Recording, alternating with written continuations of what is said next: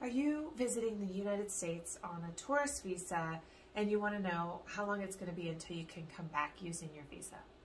I'm Kate Lincoln-Goldfinch, your friendly immigration lawyer in Texas, and I'm here to answer all of your immigration questions.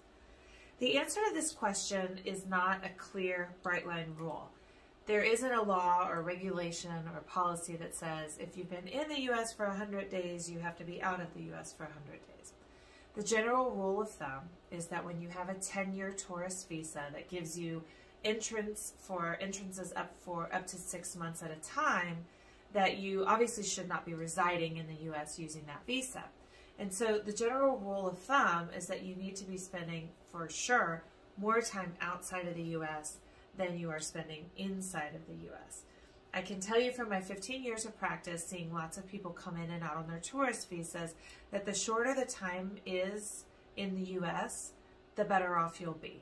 So if you only come in for a week or 2 weeks at a time and then you go out and you wait at least a month and come back, you're going to have less trouble than if you come in and you stay 5 months or even close to 6 months, or certainly if you overstay. So one general principle is try and keep your trips pretty short, and then generally you always want to stay out of the country longer than you were in the country. And the longer that you were in the country, the longer your timeout should be. So for example, if you come into the country and you stay for 5 months, you want to stay out of the country for at least 6 months before you come back. And if you are coming in and you're spending a lot of time, maybe you should be thinking about what other visa options there are that are available to you. That would be a good time to consult with someone like me to think about what your goals are, where you really want to live. Maybe you have employment opportunities here in the U.S. Maybe you want to study and you can look into a student visa or a vocational visa. Or maybe you're dating someone who has U.S. citizenship here and you guys are thinking about getting married, and you can look through or think through what it would be like to do a fiance visa or to come in and get married and do an adjustment of status.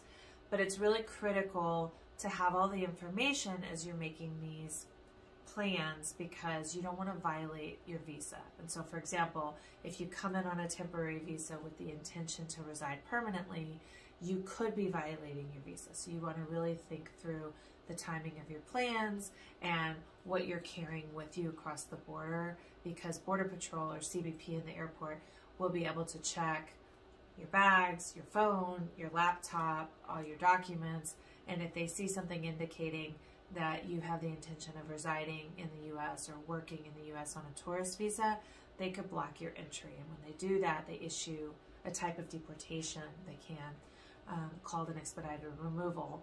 And that creates a whole bunch of other hurdles to getting in. So the short answer to the question is stay out longer than you've stayed in the U.S. Keep your visits to the U.S. short, and don't plan to work or reside in the United States without consulting with an immigration lawyer first.